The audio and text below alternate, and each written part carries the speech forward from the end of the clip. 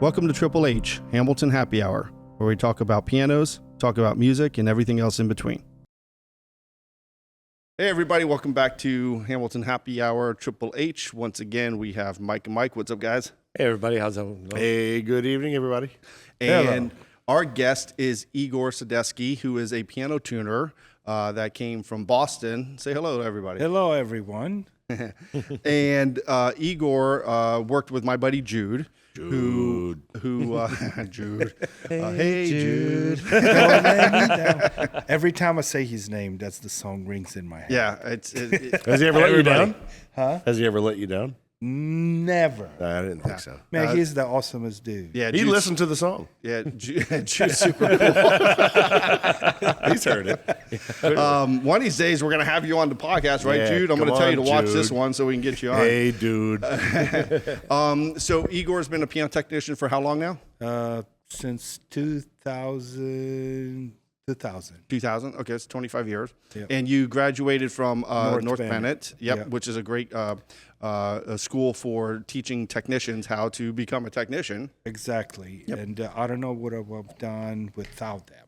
Yeah. I owe like so much to these people. I wrote them like this big note saying, at the time when I went to school, those people are not there anymore. They're all retired. Jack Stebbins, Debbie Sears, and David Betts. May he rest in peace. He just passed away some years ago from a brain tumor.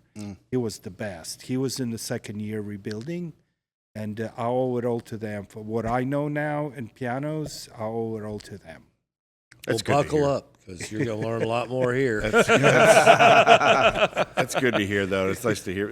Yeah. You know, we've come across so many people that go on to North Bennett Street, and it's everybody kind of says the same thing. And bringing up these people that have mentored all of us through the years is what we need to keep doing to help keep their memory alive, you know, because without them, we wouldn't be where we are. So we have to do that. Sure. I mean, it's like kind of our duty to do that, I think, you know, and Right. not just this piano world, but anybody's world, As you know? ambassadors, you know. Right. Yeah. I'm sorry, I also forgot Chris, Christine, I forgot her last name now. Christine's good. Yeah. Thank you, Christine. It was first year was David. It was Jack Stebbins and Christine Lovegren. I'm sorry. She was married at once upon a time to David Betts, and then David Betts and Debbie Sears were second year teachers, and they're the best. Nice. And what made you decide to go there? You clearly play piano now. Have you played I all used your to- I life? And used- that's what's I've- kind I've of. been playing all my life, of course. I've been a pianist most of my life since I was 5. I played piano in Ukraine. I went to school for piano.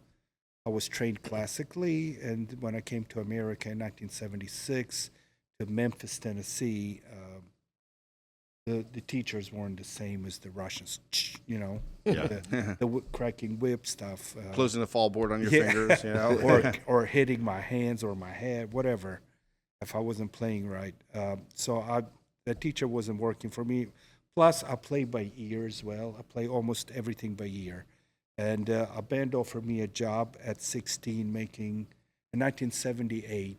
I was 16 already. And they offered me $250 to go on the road with them. So in 1978, being 16, playing on the road. Let's pretty go, good gig. baby.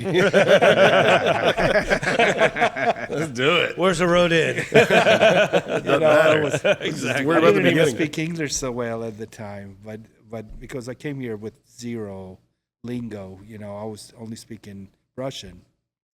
But in Memphis, we were the only Russians there, so I had to learn quick how to speak English. I still have a little southern drawl, I guess. Oh, yeah. Yeah, for sure. Sounds like from Texas. Yeah. No, I was thinking Nashville, but Memphis is, you know. I used to live in Nashville. I used to gig in Nashville. Yeah. Yeah, I played over I think there. everybody gigged in Nashville. Yeah, I played with some nice people over there. It was good. Good times. Is there any bad people there? Yeah. Oh, okay. Yeah, it's a town. So what made you want to get into the piano world? So after some things that happened in my life, you know, playing on the road, it's not an easy life. I was married and I had a child, and I got divorced from my wife, and it kind of depressed me quite a bit because I was gone all the time. I was playing on the road I was gone all the time. That's when I was working in Nashville. I decided to stop traveling. I thought maybe I'll get a studio gig, but playing in Memphis, a studio gig, is so hard. There's so many great players there. It's Top notch. it's like I'm going like, whoa. But my parents owned a restaurant, and I thought it was a fine dine restaurant. It's like a 5-star. So I decided to work for them. So I worked for them for about 5 years. I ran the restaurant. We had quite a few movie stars eating there because it was like black caviar, white tablecloths. My mother is a chef and my father was a baker. So That's a nice mix. so I'm very spoiled when it comes to food. But I worked for them, and we had a bar, of course, with we did the first fusion vodkas that, like in when you see the fusion vodkas. Yeah, sure. We were like the first ones that started doing that. We used to buy candy, like green apple candies, and put them in these jars, fill it up with vodka and green apple, strawberry, all this. I got strawberry vodka in the fridge right now. So we used to have people. We were nominated as the best bar in Memphis for 3 or 4 years in a row. Oh, very cool. But it was very hard work, and didn't put me on a good path, of course, because a lot of friends would show up after hours, and I had to stay up late. Had to. I could have kicked him out. Of course. Yes. But you didn't want to. He had to. So we stayed up late. I'm glad my father is not listening to this because my father actually passed away 2 months ago. But that was my father's baby, Wow. He used to go to Tunica casinos and give me the key. Okay, Igor, you need to lock up when we finish here. I'm going, okay, Dad. I will. In about 5 hours. Don't you worry, I'll lock up. All the booze might be gone, but I'm going to lock up. So it got to a point where I couldn't handle it anymore, and I wanted to be around pianos. I was missing playing. I didn't want to go on the road, so I went to a music store in Memphis, and I was friendly with the head technician there, and I said, please teach me everything about piano technology. He goes, well, come in and work at the used pianos. That was 1998 at the used piano store, and the girl who's in charge, she will show you how to regulate, how to do. So when I started working there, she would say, okay, the hammer needs to be this way, and it needs to be so many millimeters from the string, and it's got to be so many. I'm going, why? Why does it have to be that way? Why can't it be more? Why can't it be less? She goes, that's how it's supposed to be.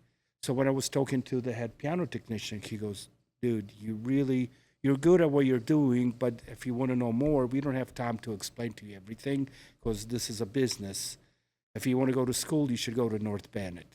And when you graduate the 2-year course from North Bennett, you can come back to come back to Memphis, sorry. Been so many places. You come back to Memphis, I can retire, and after so many years, you can take over my job as the head piano technician. Oh, that's actually Yeah. pretty cool of him because a lot of techs aren't kind of like that. Yeah, for yeah. sure. Well, he was at an older age. His name is Richard Boynton. He's a great guy. Great guy. He helped me out a lot. So I owed to him to go to North Bennett. But then I went to Boston and I went the 2-year course, and I didn't want to go back to Memphis after that. So you were there for like 30 years, right? Yeah. After that, yeah. Yeah. And now you're in Florida. Now I'm in Florida. Yeah. My new book. Start writing my new book. Yeah, new Right chapter, on, right? Exactly. So how we got connected was Jude again. He called and said, "Hey, Igor, a friend of mine who worked with Jude, Yeah. is down and he's looking for some work because he's you're kind of semi-retired, sort of, right? Semi, yeah. Yep. So give him a call. So I did, and you came in, we met, And then you came in the next day and brought me a bunch of your tools. Well, I had to put them somewhere. No room at the house, huh? Box after You'll box after find box. room. Yeah, I'll find room. There's a drawer for everything. I had a whole shop in Boston, but I mean, I don't have a shop now, so I had to get rid of all my stuff. So. Yeah. I gave Jude half of my stuff. If there's anything you're not using, Jude, let me know. I'm a tool freak, as you can see. Yeah. So you've done some tunings for us. Customers are very happy, and you're part of the family now with Hamilton Piano. And what do you think about Florida? How do you like it down here? I love Florida very much. Mm-hmm. And I do miss Boston somewhat, but comes winter, I'm definitely not going to even think about Boston. Had you come down here? Had you visited Florida? No, my parents lived here for past 18 years. They retired here. Me and my sisters did not want to take over their restaurant and a bakery. Then they owned in Memphis, and because they went in different directions. My sister is a hairdresser. She has her own shop in Philadelphia. And my other sister is a legal secretary working for a large law office in Philadelphia as well. And I'm both in Philly, huh? Yeah, they're both in Philly. And I am a musician. I don't want to own a restaurant. That's a tough gig. Yeah. And if you don't have the passion for it, I think there's no chance. It was awful. If like your parents clearly had a passion for it, so they could make it work. Yes, but if you don't have that, I mean, you have to have. I'm the chef of the house, I cook because I'm spoiled on food now. So my mom taught me how to cook, thank God. So I cook at my house, but I don't want to cook in a restaurant. So. Yeah. Well, we'll wait to see proof of your cooking. When That's you right. Bring us some food. Yeah, exactly. We got grill in the back. That sounds great. The cool thing is that you have your life story of everything that you've gone through. It's like you got to kind of think about it. How things work out in life, where this happens, and so on and so forth. So what has happened is it has brought you to us. And from day one, I mean, this is only the third time that we've met in person, pretty much, right? Yes. But it's just like we've known each other for years, right? Yeah, piano technology. Yeah. That's the thing about the piano business. It's so small and it's so close knit that once you see other people that know how to talk about pianos, it's like, oh, you're my people. Yeah. That's it. You're my friend. Where you been all my life? We've been here. You've been in Boston. That ain't our fault. And especially walking in here too, because I remember when I first came in here. It's like, oh my God, This is cool. unbelievable. I walked in here. I went, wow, that's nice. Wow, I hope I get a job here. Well, congratulations. You're hired. Well, also too, in your 25 years, there's a lot of experience that comes within 25 years. Unfortunately, there are some techs that have been in the business for 25 years that still don't know what they probably should know in 25 years, and that's either because they didn't expand their training or go to piano technician guild conventions or whatnot. But that's the beauty is that you have always kept trying to learn more and more and more. That's why, like earlier today, we were talking about, well, what can you do, because it helps me to know what you can do so I can say, hey, here's this and this and this, and move on to that job. And I can walk away and know that it's going to be done and done right. Just like if someone did that to me, you know, and it's really hard because just like you got 10 pianos, you have 10 pianists, you're going to have 10 different opinions about that piano. Then you got 10 tuners / technicians. You're going to have 10 different tunings, 10 different ways that they're going to go about doing it. It may be slight differences, but there's still differences because we are all different. I mean, as humans, no one's exactly the same. The hears different. Every person hears different. Mm-hmm. But it does help me quite a bit since I do play the piano. I like to hear certain things when I tune. That helps me out. It helps a lot. Knowing how to play. I mean, my dad and my uncle didn't really play. It would be funny because my dad was strictly an oral tuner, and when he would, do test notes, it sounded like it was a song And they're like, "Oh, you play so nice." And he's like, "I'm just testing the notes." It's just the way he did it made it sound like he knew how to play a song. My grandfather did play, but you don't have to know how to play a piano to tune a piano. Exactly. But it doesn't hurt. No. And especially like there's been numerous times for me, I've been at a customer's home and I sit there and I'm done with my tuning and I do my checks, but then I play it and I heard something that I didn't hear during my checks. Oh, wait a minute. Da-da-da. And there was one time in particular that I'm just thinking of is where it was for a piano teacher and I tuned his piano. Everything was great. I'm getting ready to walk out the door. I said, just 1 second. I just went back to the piano. Something was telling me go back to the piano. And I tried it again, and there was one note that I didn't like, and I fixed it. And from that point forward until I think his name was Mr. Tenzer, passed away, he used me the whole time because he goes, you know why I keep calling you back? Because before you walked out the door, you still wanted to double check or even triple check what you did to make sure it was right. I could have walked away and this and this and this. Even times for me, I will, when a customer is playing it and they're like, "Oh, this sounds great." I said, "It does." Hang but on. No, I was saying, hang on. I was embellishing. You were. Oh, Hang on. But hold on a second. oh, sorry. Keep on rolling. I thought you wanted a timeout. I don't have to pee yet. And I said, I heard something. Let me just touch that up. Because when we play it, we hear it one way. When somebody else plays the piano, you hear it a different way, because you're standing away from the piano. Just like when a customer comes in here, and if they play, that's all well and good. But then I said, well, let me play it for you so you can kind of step back because you have to kind of think about it. The 5 senses that we have, you're using them, okay? So when you're playing the piano, using your touch, and you're using your eyes if they have sheet music, and you're using your ears. So you take those 3 senses into account. Well, now, when they're standing next to the piano and someone else is doing it, the only thing they're using is their ears as a sense, right? Correct. So they're being able... More dialed in. Right. They're hearing something more, and they may hear, I do like the piano or I don't like the piano. That's why I think it's always best to do that, whether it's in a customer's home or on the concert stage. Either way, I think that's the right thing to do. I've done that before.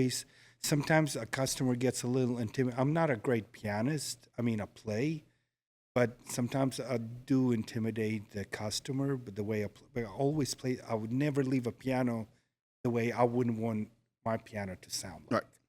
So I never leave a piano that way. But it's different when you step away and hear the piano from the side. So I always ask the customer to play the piano for me. Oh, no, we don't play like you. I'm going I don't want you to play Doesn't like matter. me. Play like you. I just play anything you like. I just want to hear what the piano sounds like from this corner of the room. And they do, and they play for me. Sometimes I do tune from some of the prodigy kids, Yeah, which they're they're special. unbelievable. They're special. I was like, oh my God, I shouldn't have played in front of him. Yeah. I've done this too, where I'm in a concert hall and I voiced the piano, tuned it, regulated everything. And when the artist is rehearsing, I will walk around the whole hall to try to hear if I can hear how it turns out. And there's times I'm just smiling from ear to ear because I'm just like, man, it sounds so good in here. Right. And there's like, oh no, you got to fix that. Because you can hear that.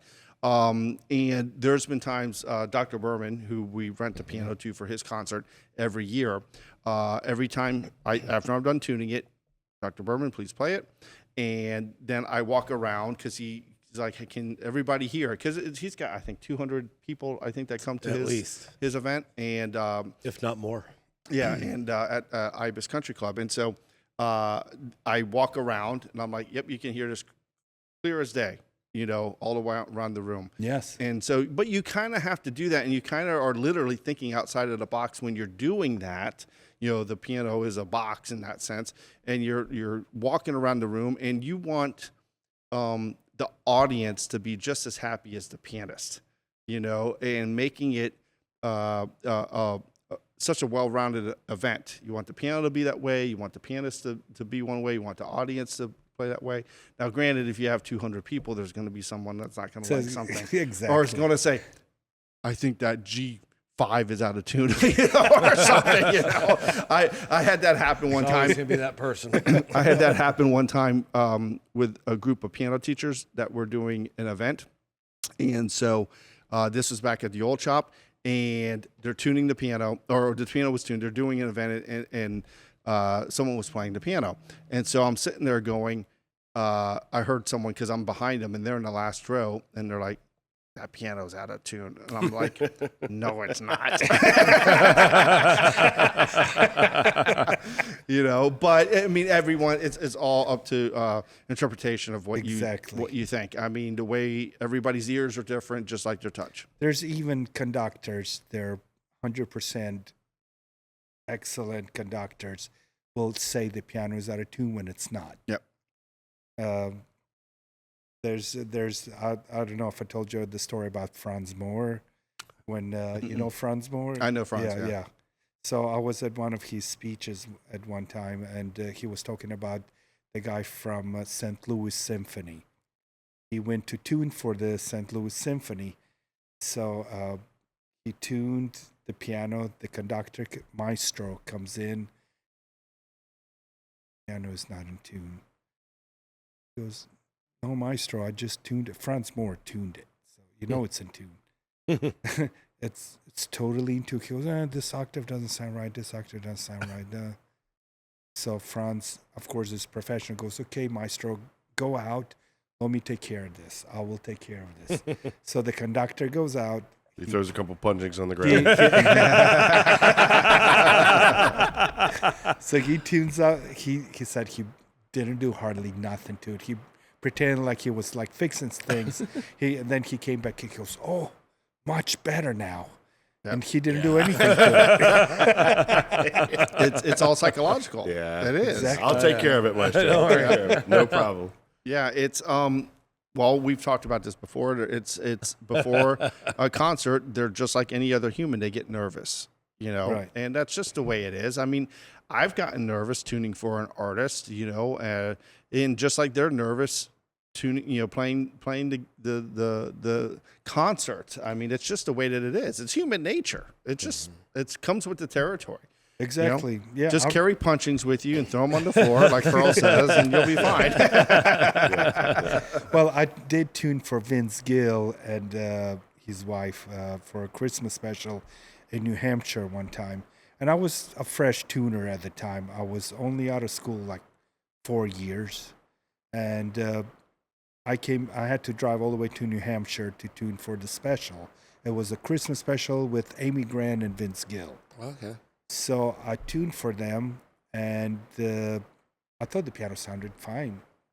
And the guy comes out, the guy from Nashville who was playing with them. He came and checked out the piano, and they did the sound check. And it was, I went over there and I looked over everything, and to me it sounded fine. The next day they were performing in Worcester, which is a little bit further from out of Boston. Yep, I know where it is. So I've been there. So this guy that actually helped me out quite a bit, he was a nice guy. He calls me back. He goes, I also tuned for the special in Worcester. And they told me that you tuned the piano for the show, and the 5 was out. I'm going like, really? He goes, was a little sharp. I said, is that it? He goes, what do you mean, is that it? What? Yeah. What? Seriously? I know, right. Yeah. It's, Piano moved, right? I said the piano was moved. He goes, but it shouldn't have been. It shouldn't have been out of tune like that. I said, was everything else okay? He goes, yeah, everything else, just the 5. And what do you mean by the 5? C5? Yeah. Well, F5? when you G5. you start doing the thirds, then you check the 4th, and then you check the 5th. Okay. So the 5th, the 1/5 wasn't. He said it was sharp. Oh, A jeez. little sharp.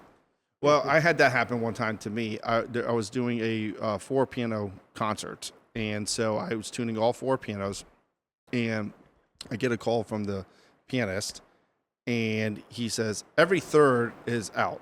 And I said, every third is out of tune? He goes, yes, on every piano. I said, every third is out on every piano. Maybe it's not me, you know. I mean, how's that possible? I mean, every third on every piano, on 4 pianos, is out. I mean, I know who he was, and I would kind of wash my hands of it. But yeah, you know, these are some of the things that people go through, you know, and hopefully the technicians that watch our podcast, they're like, oh, it's not just me. Yeah. You know, they get a sense of relief, because my biggest thing with when I first started in the business and I was 19 years old and I'm trying to make my way, I'm trying to prove myself, was, yes, my dad was alive and he helped me. Yes, my uncle was alive for a couple years when I was into the business. But after he passed away and after I was you know, in the business for X amount of years, I kind of really didn't have anybody to back me up. You know, my dad, yes, I could call on him, and if he said, yes, this is fine, it's okay. I you know, it's fine with that. But it's my dad. Yeah. You know, it's not, so I would sometimes once in a while call another technician to come in and say, because there were a few times that things happen, I'm like, tell me what's wrong. And they're like, well, nothing's wrong. I'm like, so it wasn't me. No, it wasn't you. It was me. Okay, it was me. I needed to know that. You right. know, there were times I was right. There were times I was wrong. It's you fine. want to be the best you can. That could affect us. I hear the rain. No, I hear it too, but I'm not. I'm just wondering if they're going to be able to filter that. If it is, I want to let everyone know, hey, it's raining. It's raining outside. You know? But I want to close that back door. I'm just trying to think.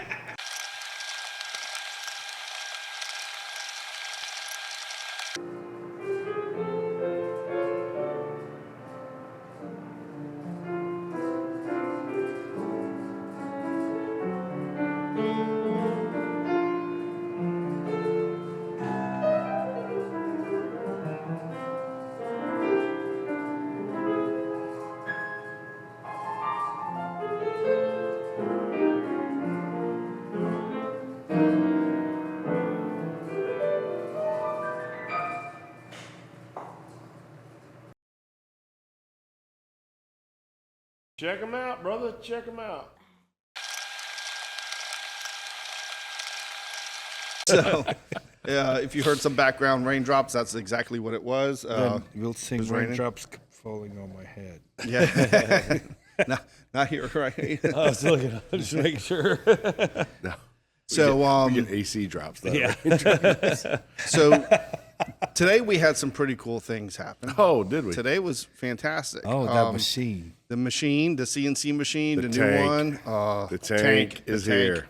We're calling it the tank. We nickname everything here at the shop. You know, all our carts, like Hardy, Trevto, the Reggie, I named after my dad. You know, I'm very walkie-talkie. impressed that you have a forklift.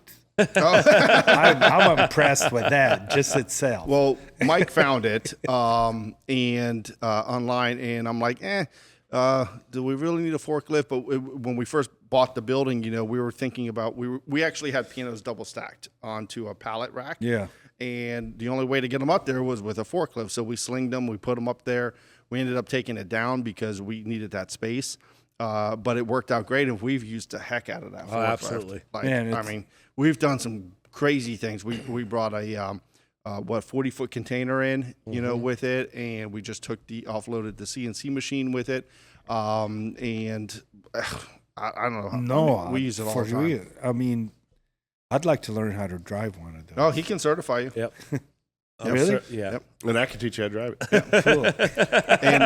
And Hayden took it off the flatbed, and I'll watch. And Hayden took it off the flatbed today, and I mean, we had that much clearance between getting it in. It's not a huge CNC machine, but it's big enough. No, it's 3 inches it's total. large. Yeah. It's very large. And it's big enough for us. You know, we had it custom made 5 feet by 5 feet because that's a good size to make lids or anything we want to make out of it. The other thing that happened today is we're making this cart for the Kravis Center, which is a local concert hall here, and for them to make it easier for them to forklift a 9-footer onto a stage. And so we tested that out today with a 9-foot Baldwin, which is probably about 100 pounds, 150 heavier than I think a 9-foot Steinway. Yeah, at least 100. At least 100. It's about. I thought it was about the same. Really? They're No, about- they're no, heavy. they're They're, heavier. Baldwins. definitely heavy. 9-foot Baldwin's I never definitely heavier. moved 9-footers. I did do some moving in my days, but not 9-footers. Good. Well, if you want to move pianos now, we Leave got it. a job. You got some more days in your future, So we tested it to make it easier for them. And especially for picking up pianos late night in Miami. oh, yeah, There you go. Yeah, you go. Igor, the guys are on their way. They need a hand. You said you'll can work send- any day, we- anytime. We can send one guy down. Yeah. And so we tested it today, and we originally first made it a certain way, thinking my way that how to do it. And they came and we demonstrated it, and they said, "Can you do it this and this?" And so we modified it, putting the jacks in, doing this and this and this. It turned out so super cool, like a lot nicer than I thought it was going to. I mean, I didn't have the vision that it turned out to be. It was like I started adding little things here and there. And it worked like a dream today, really. I mean, we picked a 9-foot piano up, 5-6 feet up in the air. We went Nice. forward and backwards with it, and it's going to make their life super, super easy. So, and these are the cool things that I like to do, which is the thinking outside the box. You can work on a piano so much, and you regulate an action, string a piano, refinish it, soundboards, pin blocks, whatever. But for me, and everybody's different, I like that outside of the box, the obscure stuff where you're taking something like this cart, for instance, and hey, you got a problem. What do you need? How can we make this work for you? And the cart's excellent, just like the other thing that we made that we're not disclosing just yet, that to help with moving pianos. And Igor's like, what the hell? yeah. Oh, we haven't shown you that one yet. I That's a thought it was whole. that they thing got that all kinds of underneath. other cool that stuff. nine- That's a whole That's cool. another device. A few friends with Jude, I'm sure. Yeah. He would always come to a PTG meeting with a new jig. Yeah. Look what I made. That was so We've got impressive. the jig. every PTG he would come, check this jig out. I made this jig for this. It was That's like, why the two of you let them get along so well. Yeah. And when we taught our class in Iowa, we were just like we went out to dinner one night and we kind of just talked about the class and this and this, but we really didn't rehearse. And like a month or two before the class, I think it was 2 months, I'm like, "Hey Jude, should we get together and vote?" Nah, we'll figure it out. And I'm like, "Oh, okay." So he's very good. Yeah, he's very good. And by him and I back and forth, the camaraderie was just like, when the slide came up and then he passed over the pointer for me to do my slides, it was just flawless. It really was. The second one, I think he talked a little too much. When you're good, you're good. I know. You don't need practice. I'm sitting here like this is easy. Toby Go didn't ahead, get his Jude. shine time. he out talked you. Is that what we're saying? I know that's kind of hard to do, isn't it? Was there enough oxygen in that room? Good Lord. The shine time was minimized. But I'm fine with that. And it was funny because Jude said you should teach a class, and I'm like, I'll make you a deal. I'll teach one if you do it with me. Because can I do it? Yes, I can. But it just was so much more comfortable because you're not sitting there being the center of attention for the whole hour and a half. You're teaching a class, and you can go back and forth and answer, like when he's showing something and then someone has a question, hey, and then he can answer his way because we both have our own way of doing our own things. With certain things, with either ours was about workspaces at work, so the shop, it wasn't about anything technical. So we each have our own way of doing it, but he showed his way, we showed our way, and it just worked. I mean, That's it was even better really because good. people get to leave A 2 with for 1. seeing, two different ways of doing things. Absolutely. And use a little bit of this, use a little bit of that, and take what you get from it and make your own way. Right, exactly. And it didn't matter if you had a small shop or a big shop. It was, how does this work for you? I had a technician, I had Tom Stravinsky call me the other day. He goes, "Hey, what's that touchscreen board that you have? Can you send me a picture of it?" It's Trello. It's a free app. We demonstrated that. We showed it at the class. But I'm like, yeah, no problem here. That's what it's about. It's about helping the next Sharing. people, and whether you are been in the business longer than us or less than us does not matter. It is about helping and sharing for everybody so that if you keep it to yourself, what's the point? You know, really. I mean, there's a lot of stuff within these walls that Are kept here. they're kept here, but they're also Especially that one thing. Hey, that that one Except for thing. that one thing. that one thing. That one thing. two things. It's going to be 5 things by the end of this discussion. Oh yeah, because there's that other thing. Yeah. You remember that other thing? You know, the one other than the other thing. Yeah. But you know, that's what we're here to do. We're here to help and give any advice that we can, because you pay it forward. You know, I've Exactly. been very Ambassadors. fortunate, right? And I've been very fortunate, just like you, all of us, that people have helped us through the years. That it's our duty, once again, to Pay pass it forward. on. Yeah. Hey, if it works for you, great. If it doesn't, great. There doesn't matter. Every time I went to a PTG meeting, which is not that much because, first of all, I'm The dues are high. the dues. It's not a matter of the dues. It's my religion actually wouldn't allow me to go to so many meetings because I'm Jewish and I try to keep kosher and not work on the Sabbath. So going to the PTG meeting to a PTG convention would be very hard because it's mainly on the weekend. Right. You know, right, you right, can't right. write and you can't really write things down because it's like work, like you're writing on the Sabbath, as if you want to get into the religion, but that's besides the point. So it was hard for me to go. I did go to a few and I tried to keep it the best that I could. But every time I went, I learned something that helped me in my field work. Yeah. Every time I went like, thank God I went, and improved my work like that much. I think the best thing that a new technician could do is not look at what the dues are, only look at what you're going to learn from it, because that is priceless. Exactly. So go to, if you're no matter where you are in the country, go to a meeting if they have meetings. I know it's tough for us to have meetings here because technicians are so busy and we really don't have any. But if not, the next best thing is go to the conventions, go to a regional, go to a national, whatever it is, but go to it. I guarantee you're going to learn something. And especially if you're a newbie, you're going to learn you're going to learn a lot. You know, I learn a lot. I mean, yeah. I took a class, his name is Matthew, and he's in Utah, and he taught a trick that he learned from Bechstein about key betting, and it was so simple. It was like, and everybody was like, you know, and so we all, whoever wanted to come up and test it, came up and tested it. What was I it, did. if you- So basically what you do is you keep your hand on a 45-degree angle, right? And you keep it so you have your the glide bolts is what you have to adjust for key betting. You keep your left hand on a 45-degree angle, and you barely tap the other, like say octave. You know, you're barely tapping it. If you feel the bounce, you know that's not level. Right. Crank it down. Once that bounce goes away and you're solid, you're done. Have you tried the paper? Paper you can do. Yeah, that's what they taught us in North Bend. The paper, you put the paper, if you can pull it out with a little strength, then it's all good. right. And that there's more involved with Yeah. that. But with this technique, you don't have to take anything apart. Everything's all together, and you just take your left hand. And Matthew, if you get mad at me for saying this trick, I'm sorry.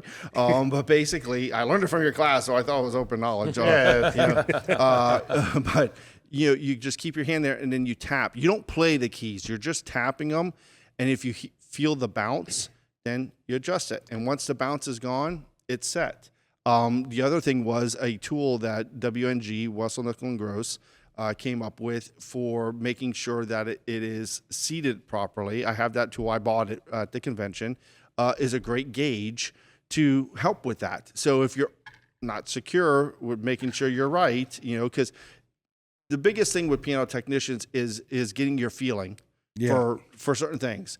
Tom, You don't want to hear that knock. You don't want Correct. to hear that knock. right. And Tom Stravinsky had mentioned to me, he goes, once you get past a certain point in your career, everything just opens up where it's like, oh, I understand this. This makes sense. And he was right, because I it happened to me, after I got into a certain amount of years. Now, I'm a slow learner, so it was probably longer than most, but Same. Yeah, but I did. But that little trick made it was such a simple idea. And there was a guy that was in the class that said, and he's been, in the business for 40 plus years. He goes, this was worth the price of admission. Just that one thing. Yeah. There you go. Yeah. And it's just like, and he taught a fantastic class. And it was just one of these things that, you can never stop learning, and that was the whole, quote for the class never stop learning or something like that. Learning never ends. I forgot the thing. I'd have to look in my book. That's what it was like 2 weeks ago, so I forgot it the day after. Even though I saw it every day as I'm walking in. But it's cool too. And the people I think I can. yeah. It's also And the cool 'cause learning continues. the people you get to meet, and you get to go to these classes where when I was younger, for me, it was frustrating, the classes. That's just me. I was young and dumb and stupid. Now that I'm older, I'm like, okay, I get it. So, and then you go to the booths, at the exhibit hall, and you're seeing all these cool things that people are coming up with. And it's like, oh man, that's a great idea. And this and this and this. So if you're new in the business and you really want to speed up your training, PTG conventions are the best way to do that.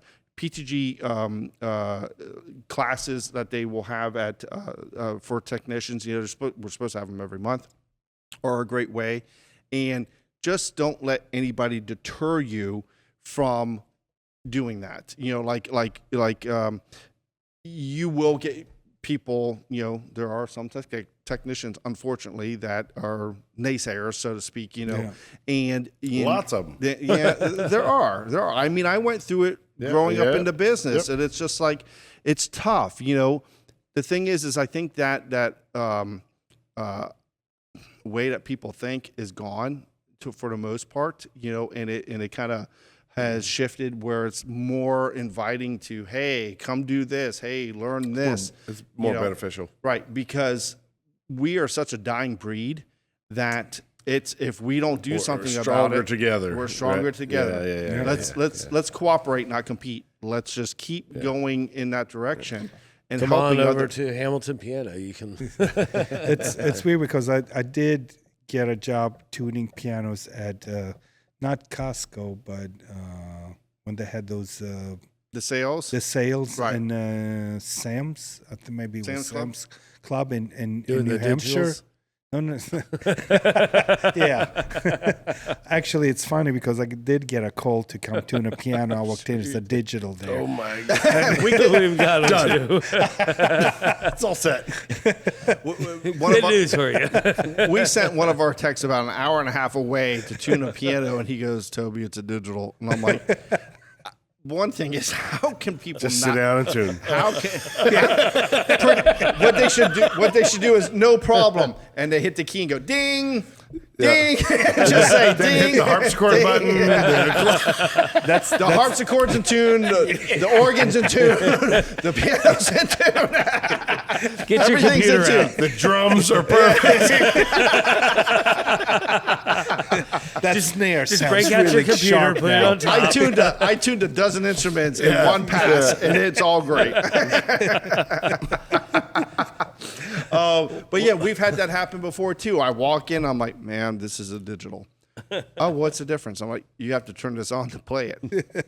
You don't with a piano. There's a difference. Electric keyboard, digital, are completely different than an acoustic piano. Well, on that note, you can tune the Rollins. You can adjust it. You can adjust the tuning. Yes, you you can can adjust. adjust the tuning.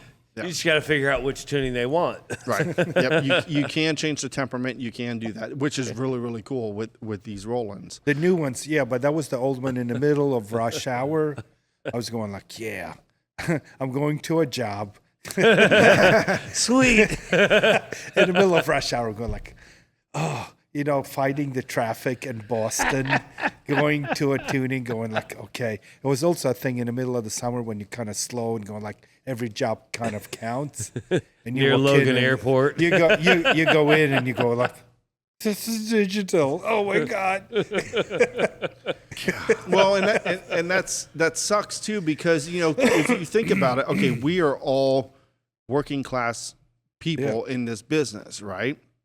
And we kind of count on that appointment to pay our bills, Yes.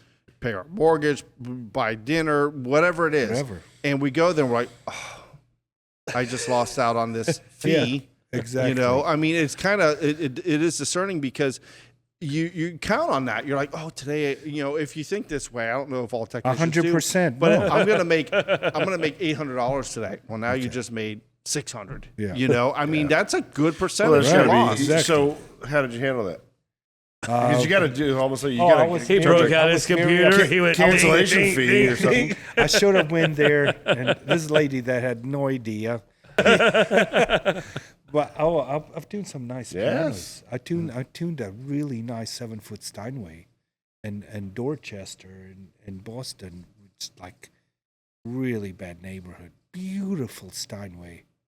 And I never did see the person. I just had to go into that apartment and tune the piano, and I had no idea who played it, and it was nice. Whatever, that's not the point. It's the point that I drove in traffic. It took me over an hour to get there. Right. And that's the other thing that customers don't realize too, is it's like, okay, this is what I charge. Oh, why do you charge so much? Well, listen, that hour to an hour and a half you're in their home is one thing. The hour you're paying to get there, the hour you're paying to get back, now you're 3.5 hours Yeah. in. You have to think about it that Exactly. way. So, and I think the piano is not in the front of everybody's mind. So they're not thinking about what it should cost to do it, unless they are professional musicians. Different story. They appreciate it. Yeah. They respect it. No, exactly. But for most people, because it's 99% of them are looking at it as a piece of furniture, so they don't respect the part of it where it's like, it's not just the hour and a half you're there, it's the drive time there and it's the drive time back. Because if you were to get a customer that's 5 minutes away, a little different story, Yeah. So it's kind of tough. You have your necessities in life. You have your electric, you have your plumbing, you have, those things. And you call a plumber, you ain't getting a plumber out. The piano tuners don't get paid as much as a plumber does, No. or an electrician, or as a lawyer. And I'm not saying we should. What I am saying is we should be at least respected enough to be able to get paid somewhere in that vicinity, because really there are a million lawyers, a million plumbers, a million electricians, and very few piano technicians that are competent to take care of the instrument properly. So in retrospect, that's just my feeling. No, They you're 100%. we should be able to, okay, if a lawyer charges $300 an hour, well, I'm not saying we charge $300 for the tuning, but if you think about it, charge $300 With the because pitch race, yeah. but the $300, if you use that as an example, well, there's an hour to the customer's home, an hour and a half there, and an hour. That's still less than what the lawyer's making per hour, Right. Now, granted, I know there are different avenues. I know there's different professions. But at the same time, I do feel that technicians should all be on the same page as far as wages go. sure. For sure. Absolutely. I was charging Absolutely. way too less than boss. I was charging little, and people kept telling me, you're charging way too little. I'm going like, oh, come on. I was charging. That's why you're so busy. That's how we were able to get him on board. Come on, I don't like money. No, I was just trying to be kind of fair. I don't know. It wasn't that I was trying to get the most business. I just wanted to be fair. And I'm going like, okay, so when I started tuning in because second year North Bennett, they will send you out tuning pianos. And you don't know nothing. Second year tuning, you think you do, but you don't really. And you get to charge people $75 a tuning, and you tune like you probably need to call another tuner to come after you. That's right. There's a lot of cheap tunings in Boston. I was the same way when I first started. I don't know if I've ever told this story, but so I was charging my dad when he got sick, when he stopped, he was charging $75 a tuning. And about several months into, I was already tuning, so it must have been, let's say, a year into it. This one customer wanted my dad to come to tune the piano. And she says she only wanted my dad because she loved my dad's tuning. She played like a man. She was very heavy-handed. She was a very, very good pianist. Long story short, they called my father, and my father says, no, you need to try my son. They're like, well, how long has he been tuning for? And I was just like 6 months in. And they said, nope. Okay. So they called my uncle. My uncle says, you need to try my nephew. And they're like, nope, because I'm only 6 months in. Then they called another piano tuner, Howard Rosen. Howard said, you're Hamilton's customer, because there was a thing, where tuners wouldn't overstep or try to take other customers, certain techs, fair. Yep. So, and they said, call Hamilton. The customer called my dad back and said, we will come pick you up. We will carry your tools. We will bring you to our house to tune the piano. And my dad says, just give my son a chance. So they finally called me. The husband calls me. He goes, well, we want you to tune the piano. I said, okay. He says, but we're not going to pay you what we paid your dad. And I said, okay. He goes, we'll give you $55. It was $20 less, right? I said, for the first tuning, I'm fine with that. No problem. I'm making my way. I'm trying to build a business. I go there, I tune the piano, and I beat that piano to pieces to tune it, to bring it in, because she's in the kitchen, I'm tuning in. She knew she was pitch perfect. I mean, she was really spot on.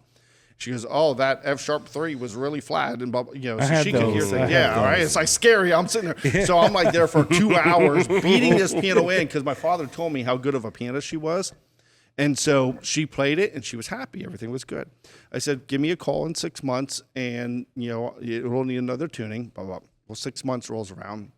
She doesn't call me. And back then, I didn't have that many customers, so I remembered everybody. So She should be calling. Come on, she didn't come like on, my phone, tuning. ring. We're a week past due. She didn't like me. A year later, the husband calls me, and he goes, will you please come tune our piano? I said, yeah, absolutely. He goes, okay. So we set up a time. I walk in, and he says, and I guess he did the scheduling for her or whatever, and he says, please don't tell because my uncle did tune for them one time. Please don't tell your dad or your uncle this, but my wife prefers your tuning over theirs. And I'm like, yeah, okay. I'm sitting there like, whatever, But it may have just been she liked me, not necessarily my tuning. But he did tell me, he goes, why? My dad was there every 6 months. He says, the reason why we didn't call you 6 months ago to tune it is because it didn't need it. Yeah. I had the same thing happen. I used to call all my customers every 6 months. Okay, it's time to tune the piano. One customer said to me, you shouldn't be such a good tuner because the piano's fine right now. I don't need the piano tuned. Yep. And that happens. And if you hear the rumble, through the mics, people, it's South Florida. South Florida. It's raining on this half of the building, and it's dry over there in Florida. Oh, that's it. But yeah, no, it is. That's how it happens. And there's customers. I mean, 2 years later, oh yeah, now it needs a tuning. But when you do a good job, it's kind of funny because I've been toying around with this idea. So we have over 570 5-star reviews, and on Google. Now I'm sitting there going, you know what? I'm going to write a review for ourselves. I'm going to put a 1 star, and as the comment's going to be because nobody's perfect. But it's that part of it where you do a good job. It actually hurts you in the back end, but piano still should be tuned every 6 months. There's certain notes once that a year. I go out of tune. Of course, it's to a normal person's ear. The piano, like since I've been a player most of my life, as I said. But after I learned how to tune, I can't play a piano out of tune. I just can't. No, it's yeah. I can't. I agree. I'll play the piano. I can't. So I don't know if I mentioned this before, but my father, when he worked for this piano dealer, we're probably talking 30 years ago, if not more. They had sold this vertical piano or baby grand, whatever it was, to this church out in Belglade, and my dad went out there and tuned it, and so they called him the next day and said, we can't play the piano. It's so far out of tune. And my dad's like, what? No. So So they never experienced a piano in tune before. right. So he drove all the way back out there, which is a good hour and a half or so west of us. He went out there.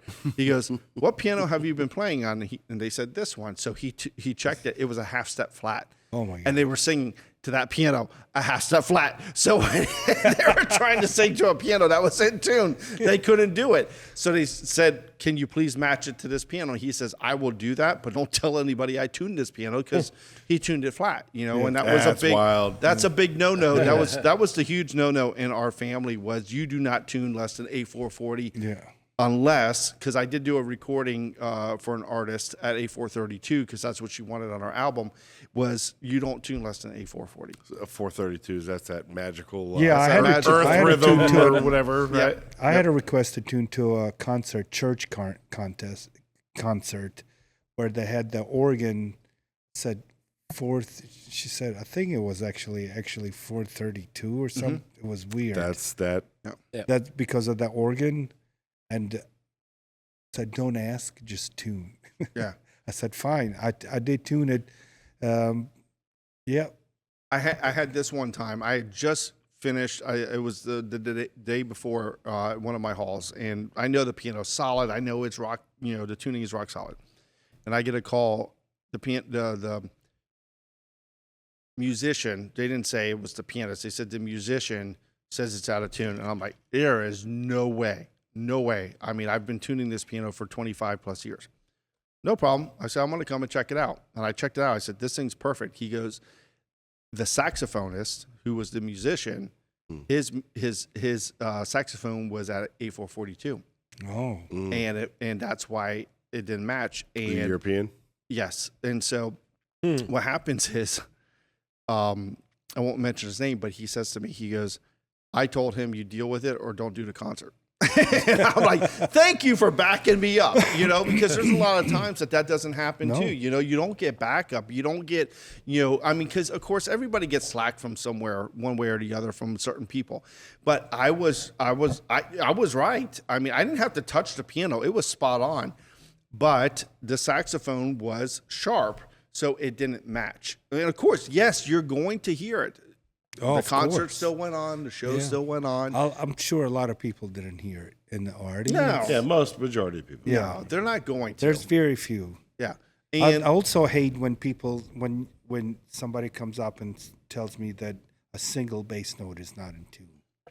I hate that. Yes! I hate that. I'm like, what are you comparing it to? I had that happen to me. I don't know if It I just mentioned. happened to me here in Florida. I tuned for the store in Hollywood, and the guy goes, "This is not in tune." Compared to what? I said, "Listen to the octave; it's perfect."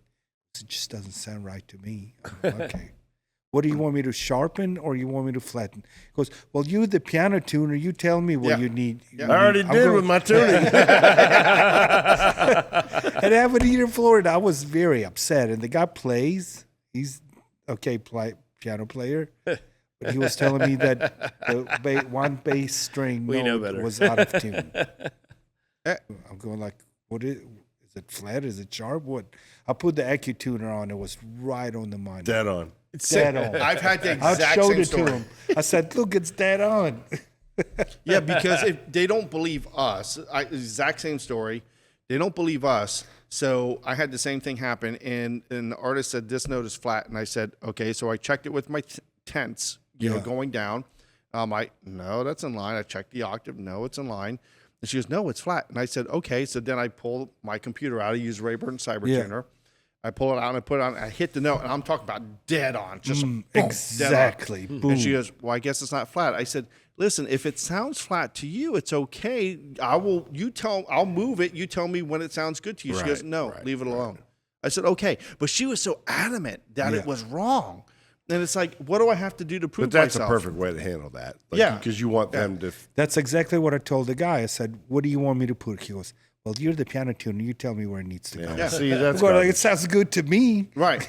Right. And that's where it all comes up into interpretation of what they think it is. Perfect supposed to sounds be. pretty good. Yeah. Well, and then and I think with my artist that I had to deal with at that occasion, she wasn't believing me, so I had to give her another reason to believe me. I'm not trying to prove myself to you. I'm not trying to prove that you're wrong. I'm just saying that I want to please you. I'm here right, to right. make the piano sound the best of your abilities. there's been I don't care like if it's flat or sharp. Just tell me where you want it. I'm going to put it where you want it, and you enjoy it.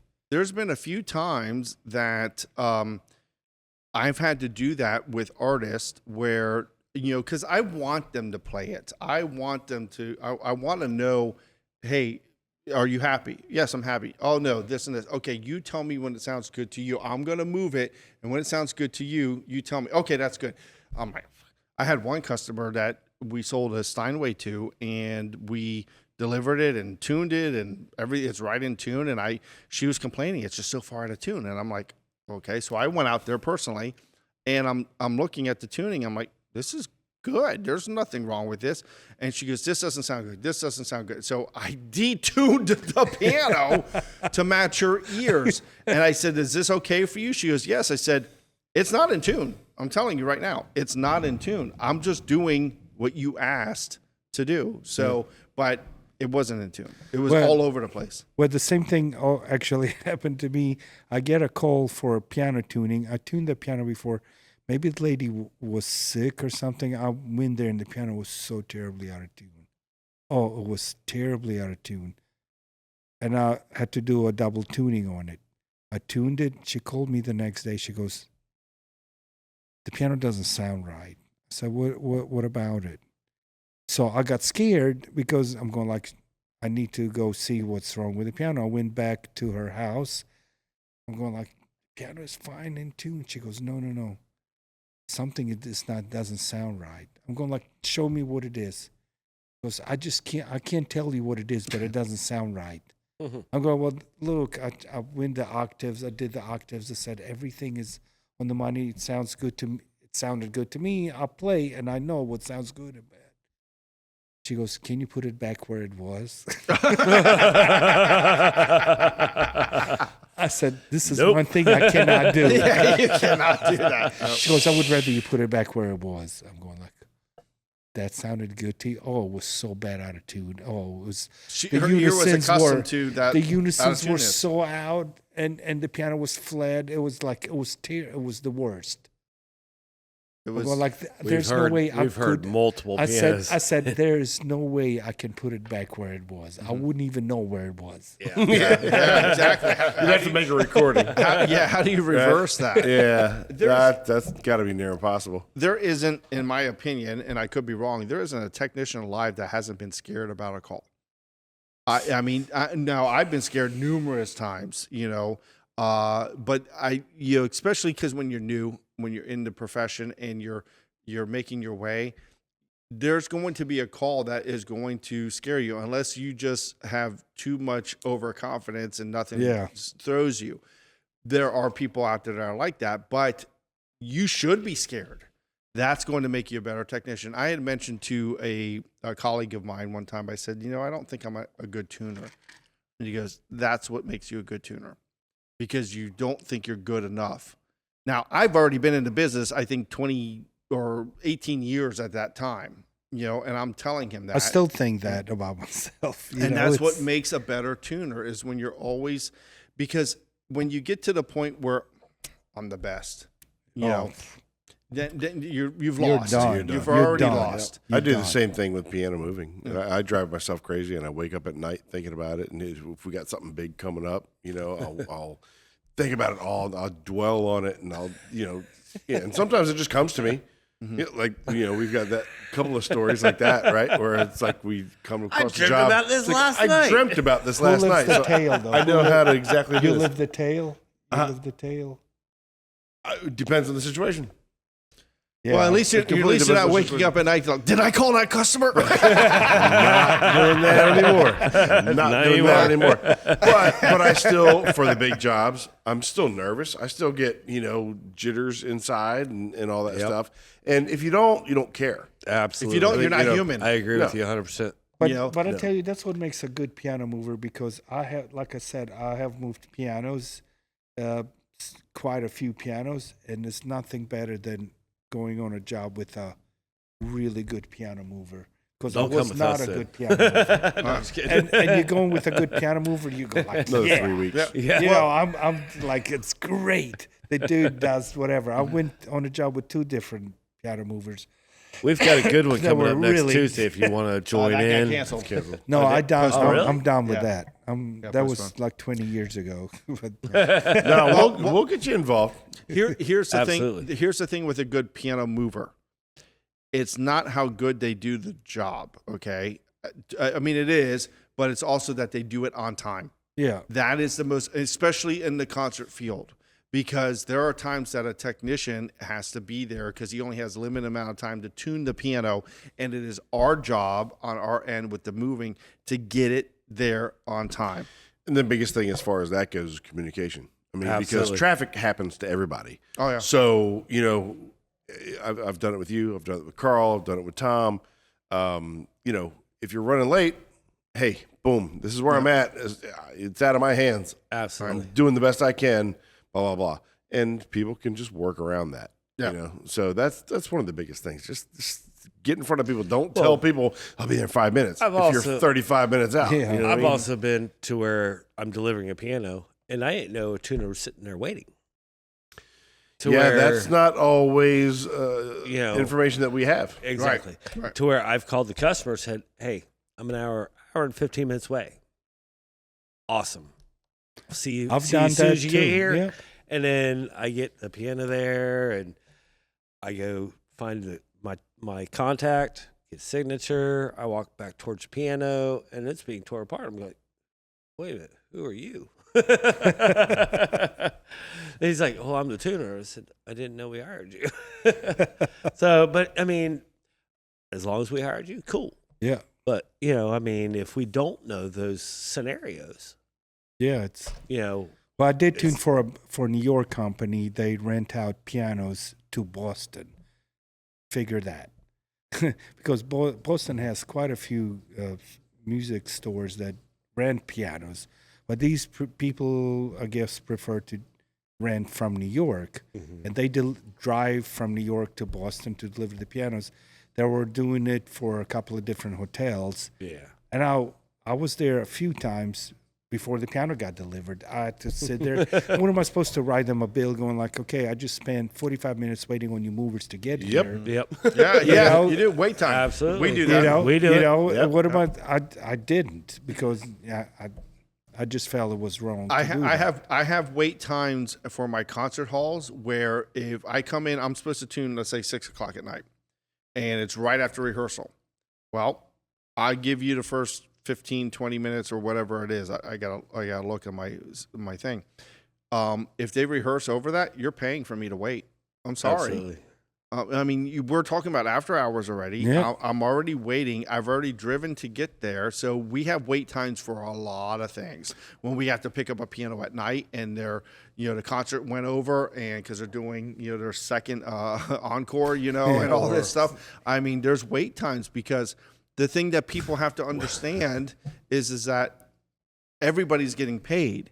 So if we're having to wait, the people need to pay to pay the guys. That's We've why been- it says we've- time is money. Exactly. We've been to house parties. Mm. Go 2 hours over, 2.5 hours over. Yeah. We're sitting there waiting. Unless you want to join the party or something. They don't invite you. Not these. Not part of the deal. Well, you're also waiting to get in line because you got all the event coordinators breaking Absolutely. everything down, Oh, and yes. everybody, it's Yes. a fiasco, and they're got Yes. to do this. Yeah. And Yeah. There's I've the done sound that. people, the stage So- people, all that stuff, and you got to coordinate with them. Okay, who's going where? Who starts when? All right, you start here. Let me get up here and start working on the piano while you start doing this and that. you can't take the I'll be stage getting down out till of we there. get the piano off. So let us go It's first. all Right. puzzle Yeah, pieces. it's a and it bunch all of has to- logistics that that's you it. got to Yep. work out to make Yeah, they all that always work try. well. Well, why don't you go have something to eat? Yeah. Yeah, So we have meal. We have a delicious meal for that's you. what the cruise ship. That's for the say to us. tuners. Yeah, you're gonna love the Piano cruise ships movers? as far as that goes. Piano movers, we don't get that invitation. Piano tuners, y'all get that invitation at the houses. Oh yeah, I've gotten that. Oh, pick whatever you want. Yeah. Especially when I tuned for the Vince Gill and Amy Grant thing, I had to tune. Then they had to do the sound check, but it took time for them to come out and do. "Oh, but we have this great meal for you." Come on." That's where I got to meet Vince Gill and Amy Grant. I met him at that, and I met a bunch of other orchestra people there. It was cool because I'm a musician, so I enjoy meeting these people. It's cool nice. backstories. Yeah, You yeah. know that you Well, get wait to, till you get get to say. the cruise ships. Those are going to be really up your alley. A lot of food available. You on get, the cruise ship. when the buffet opens, be ready. Be ready. Absolutely. Hey, Igor, great having you on, man. Absolutely, Seriously, we'll do it again. If you had a Sounds blast, good. I hope Yeah. you did. Oh, of course. We hope our listeners had fun. We hope that you learned something, and we hope that, like we Exactly. said, if you're a newbie in the business, that you see what the guys that are veterans have been doing it. I think I'm a veteran. I've been doing it long enough. I would say think. so. And Qualify. and we hope that you know Still in that there training. is someone's got your back in the profession. One way or the other. 100%. Yep. So, Igor, thank you for being on. We Thank really you for appreciate having it. me. Absolutely. Thank you for And having thank you for me. joining our team, man. And We really, I really, really look forward working with you guys. we got to And get you get a picture of you and put you on our Meet Our Staff page. Okay. So adding to our roster of everybody else that we have, and everybody, you can follow us on Hamilton. pianoco.com. That's our website. You can follow us on Facebook and YouTube and Spotify and everything else in between. And we hope you enjoyed this. Have a good night. Thanks. Have a good night. Have a good night. Bye-bye. Bye.